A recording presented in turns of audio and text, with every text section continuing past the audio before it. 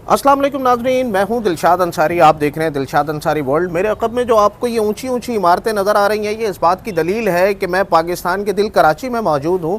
और जब बात आती है कराची की, तो फिर कराची का दिल है गुलशन इकबाल।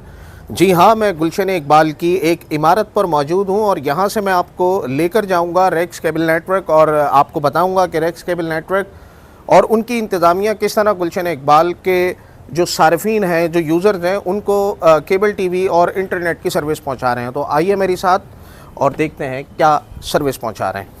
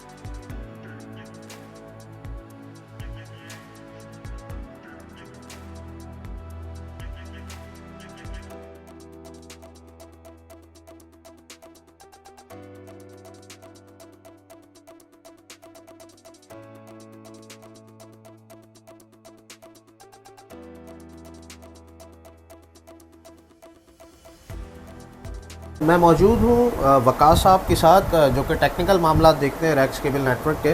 कैसे हैं वकास भाई, आप खैरियत से? अल्लाह का शुक्र। अच्छा वकास साहब, मुझे बताइएगा कि एनालॉग में हमारे पास कितने चैनल चल रहे हैं? हमारे पास एनालॉग में टोटल नंबर है 80 चैनल्स का। 80 चैनल्स। और जो डिजिटल है, डिजिटल में कितने चैनल चल रहे हैं? डिजिटल में एज पर पैमरा, जो हमें पैमरा लिस्टिंग दी हुई है, उस हिसाब से 130 प्लस है। 130 प्लस है। और इसके अलावा मुझे बताइएगा कि यहाँ पर किस तरह का ऐसा इक्विपमेंट मौजूद है। वैसे तो मैंने कैप्चर किया है तमाम तर इक्विपमेंट को। जो सर्विसेज आप प्रोवाइड कर रहे हैं डीलर एंड पर सार्फिन को, जो आपके यूज़र्स हैं, वो किस पर आप प्रोवाइड कर रहे हैं? देखें, इसमें 3 टाइप्स हैं। कॉक्सिल, अभी लेटेस्ट में फाइबर ऑप्टिक्स है, और वाईफाई। ठीक है, यानी आप के पास तमाम तर ऑप्शंस मौजूद हैं, जो कॉक्सिल केबल में भी हैं। अगर इंटरनेट आप चला रहे हैं तो उसमें ईथरनेट का भी इक्विपमेंट मौजूद है और फाइबर ऑप्टिक का भी है। आया कि क्या इस वक्त रेक्स केबल नेटवर्क में ऐसा इक्विपमेंट मौजूद है जो केबल टीवी और इंटरनेट की सर्विस को मर्ज करके आगे यूज़र तक लेकर जाए? जी बिल्कुल, ऐसा इक्विपमेंट मौजूद है। वो फाइबर ऑप्टिक्स में यूज़ होता है। EDFA। EDFA, अच्छा, हेड में EDFA लगा हुआ है। जाहिर सी बात है इंटरनेट के लिए OLT भी लगी होगी। मुझे ये बताएं, जो कुदरती आफात आती हैं, बरसात हुई, बारिशें हुई, मैंने ऊपर अभी डिशेस जो रखी हुई थी हमने वो भी कैप्चर किया, किस तरह की मुश्किलात आती हैं और उसको किस तरह से जो है आप उन तमाम तर चीज़ों से निपटते हैं? देखें, हमारे पास सबसे पहले कुदरती आफात में बारिश हो गई, तेज़ हवा चलना हो गया। इनमें नॉर्मल ये होता है कि हमारी डिशेस की फ्रिक्वेंसीज आउट हो जाती हैं। ठीक है। फ्रिक्वेंसीज आउट होती है तो चैनल कुछ बंद हो जाते हैं, कुछ ख़राब हो जाते हैं। तो हमें उस हिसाब से फिर अपना टाइम मेंटेन करते हुए उनको सेट करना पड़ता है। ठीक हो गया। इलेक्ट्रिसिटी की बात जहन में आती है। हम जिस शहर में मौजूद हैं, लोड शेडिंग है, ओवरलोड है और 10 तरीके के मामला हैं। उसमें किस किस तरह के बैकअप्स रखे हुए हैं? सर, सबसे पहले इन्वर्टर आता है। ठीक है। इन्वर्टर के बाद UPS है। ठीक है। बैटरीज है। ठीक है। थर्ड ऑप्शन आता है हमारे पास जनरेटर का। यानी ये तमाम तर ऑप्शन आपने, और जिस जगह हम खड़े हैं ये 24/7 जो है आप इसको मुख्तलिफ़ किस्म से अक़साम से बिजली प्रोवाइड कर रहे होते हैं। जी तो दोस्तों, मैं मौजूद हूँ रेक्स केबल नेटवर्क के चीफ एग्जीक्यूटिव ज़ुहैब राव के साथ। कैसे हैं ज़ुहैब, आप खैरियत से? ठीक है, तबीयत ठीक है। मुझे ये बताइएगा कि रेक्स केबल टीवी की बुनियाद कब रखी गई और कब से गुलशन इकबाल के जो सार्फिन हैं उनको आप केबल टीवी की जो सर्विस है वो घरों तक पहुँचा रहे हैं? दिलशाद भाई, सिंस 1993 से हम सारिफिन को केबल की सर्विस उनके घरों तक पहुंचा रहे हैं। ठीक है। वालिद साहब ने इसकी बुनियाद रखी थी। माजी 2010 में उनका डकैती की मज़ामत पे उनको शूट कर दिया गया था। ठीक। तो अब वो दफ्तर आज भी मौजूद है जी, वो दफ्तर आज भी मौजूद है। और वहीं से आप अपनी जिम्मेदारियां निभा रहे हैं। पहले तो नाजरीन आप चलकर देखिए कि वो कौन सा दफ्तर था जहां पर ये सानहा रौनमा हुआ और मरहूम राव अकरम साहब वहां पर अपनी जिम्मेदारियां निभाते थे और वहीं से जो है वो तमाम जो यूज़र्स हैं उनको डील किया जाता था। चलिए मेरे साथ।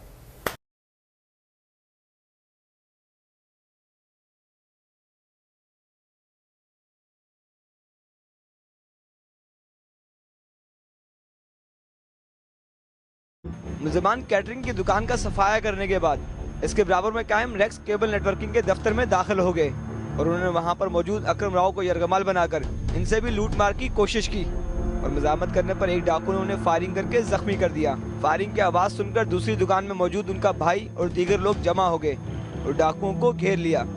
इस दौरान डाकुओं ने फायरिंग करके फरार होने की कोशिश की।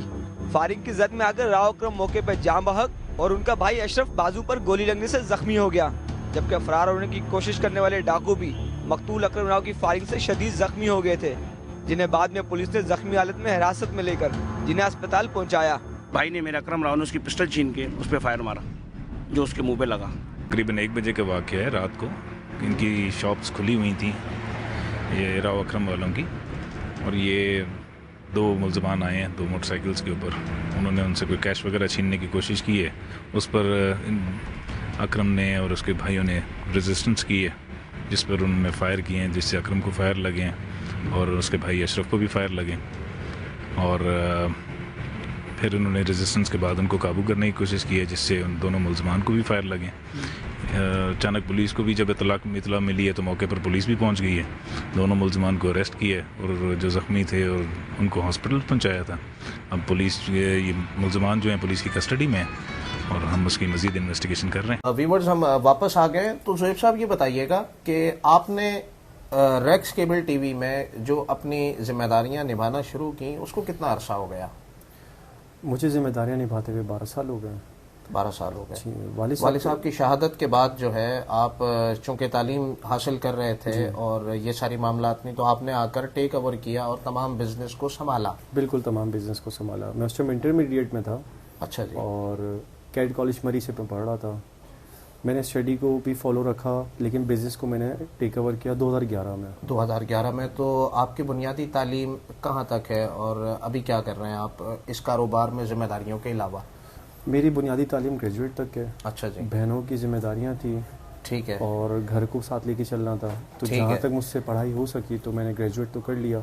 नाजरीन, हमारे पढ़े लिखे केबल ऑपरेटर्स हैं। केबल ऑपरेटर के बारे में ये परसेप्शन पाया जाता है कि यहाँ पर तालीम का फुकदान होता है। ऐसा नहीं है। आप ये देख सकते हैं एक नौजवान ज़ुहैब राव जो अपनी कंपनी के चीफ एग्जीक्यूटिव भी हैं और साथ के साथ इन्होंने एक मयारी तालीम हासिल की ताकि आने वाली जो जिद्दत है और वो सहूलियात जो व्यूवर्स तक पहुंचाना ज़रूरी है दौरे हाजिर के तब्दील होते हुए, वो सारी जिम्मेदारियां निभा रहे हैं। ज़ुहैब साहब, मुझे बताइएगा किस किस्म की शिकायत का सामना करना पड़ता है आपको? हमने आपका हेडलाइन भी देखा, दीगर चीज़ें देखी, आपके टेक्नीशियन से भी हमने बात की।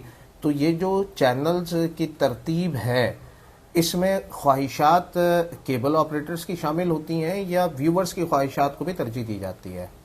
इसमें केबल ऑपरेटर्स की ख्वाहिशात नहीं होती है, इसमें व्यूवर्स की ही ख्वाहिशात को तरजीह दी जाती है और उस मुनासबत से चैनल तरतीब दिए जाते हैं। अच्छा, मैं अभी आपके एक दफ्तर से जिस तरह हमने वीडियो बनाई जहां राव अकरम शहीद साहब बैठा करते थे, और इसके अलावा आपके यहाँ गुलशन इकबाल में कितने दफातर हैं? इसके अलावा हमारे गुलशन में 6 दफातर और हैं। 6 दफातर और हैं। अब मैं एक चीज़ पूछना चाहता हूं ताकि लोगों के इल्म में आ सके कि रेक्स केबल नेटवर्क यहाँ पर जो केबल टीवी और इंटरनेट की ट्रांसमिशन प्रोवाइड कर रहा है, इस सारे मामले से कितने लोग जो हैं वो रोज़गार से जुड़े हुए हैं? 133 लोगों का बिलवास्ता ताल्लुक आपके इन दफातर से है और उनके पास काम करने वाले लोग जो हैं वो अलग हैं, जिनका इस आमदनी से जी उनका ताल्लुक जुड़ा हुआ है और आने वाली आमदनी से उनके घर चलते हैं। यानी वो 133 वो लोग हैं जिनको रेक्स केबल टीवी की इंतजामिया डील कर रही है। और उससे रिलेटेड लोगों की कितनी तादाद होगी? देखिए, अगर उससे रिलेटेड अगर हम जाते हैं तो अगर हम एक घर की अगर बात कर रहे हैं तो अप्रोक्स लगा लें 4 मेंबर भी अगर एक घर में हैं तो कितना बन जाता है? नहीं, मैं उनकी बात कर रहा हूँ कि जैसे सपोज 200 यूजर्स पर, जो 200 यूजर्स हैं वहां पर एक तो उस एरिया का एक मालिक है जिसने वायरिंग कर रखी है, एक टेक्नीशियन होगा और एक रिकवरी इंस्पेक्टर होगा। तो ये कुल मिलाकर जो 200 कनेक्शंस हैं उस पर 3 एम्प्लॉयमेंट्स जो हैं वो क्रिएट हुई हैं और उसका वसीला रेक्स केबल बना हुआ है। क्योंकि हमने अपने व्यूवर्स को ये बताना है कि जो केबल ऑपरेटर्स हैं वो सिर्फ ट्रांसमिशन प्रोवाइड नहीं कर रहे, चैनल्स नहीं चला रहे, बल्कि उनके पास जो जॉब क्रिएशन है उनकी तादाद किसी भी इंडस्ट्री से कम नहीं है। और हमारा जो बेसिक मकसद है इस वीलॉग को शूट करने का वो ये बताने का है कि केबल ऑपरेटर जहां केबल टीवी की ट्रांसमिशन 93 से चलाते आ रहे हैं, रेक्स केबल की इंतजामिया, साथ के साथ फिर इंटरनेट को भी शामिल किया गया अपने इस तमाम नेटवर्क में, तो इसके साथ साथ जॉब क्रिएशन भी की गई। हर इलाके में वहाँ का मकामी जो है वो आपका एम्प्लॉय भी है और उसकी चीजें भी चल रही हैं। ठीक हो गया। बाकी इंटरनेट सर्विस को शुरू किए कितना अरसा हुआ आपको? 97 में स्टार्ट किया था। अच्छा, 97 में इंटरनेट स्टार्ट किया? आइजा के सर्वर से काम स्टार्ट किया था। अच्छा जी। और वो मेरे चाचू संभालते थे, राव अशरफ। ठीक। तो 2003 से ये बिजनेस मेरे फादर के पास आया तो वो पार्ट ऑफ रेक्स हुआ। ठीक है। क्यों रेक्स की ब्रांडिंग हमारी 93 से चल रही है टीवी केबल में, और इंटरनेट में हम रेक्स की ब्रांडिंग पे आए 2003 से।